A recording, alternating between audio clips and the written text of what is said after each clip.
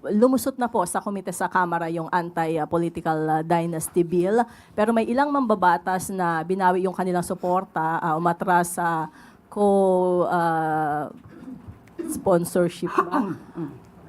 Dahil hindi sila sang-ayon dun sa bersyon na ipinasa. Actually, ang sabi ni Congressman Erice ay nambobola lang si Presidente na priority measure itong anti-political dynasty bill. Ano pong reaksyon ng Malacanang?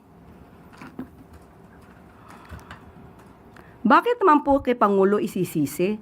Kung ayaw niya ng version sa House of Representatives, di sa pagka nagkaroon po ng pagdebate, debatihin niya po munang mabuti. Ilabas niya na lahat ang kanyang talino. At kung anong kahihinatnan niyan, hindi naman po siyang mag-isa lang ang magdidesisyon niyan. Ang nakakapagtaka po dito kay Congressman Erice, parang lahat na lang ng kasalanan sa mundo, isinisisi niya sa Pangulo.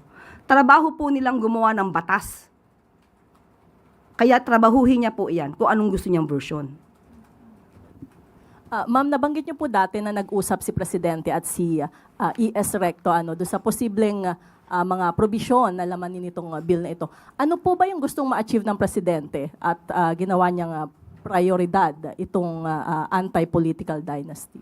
Katulad nung aking sinabi, yung pinakahuling LEDAC meeting po, yung po talaga ang inuna niya na gusto niya po itong maipasa.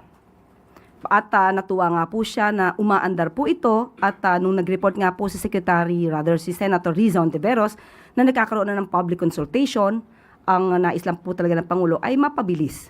At kung ano ang pinakamagandang batas para sa anti-political dynasty bill or rather law, yan po ang nais ng Pangulo. Last po, may nabanggit po ba siya kung anong level of consanguinity?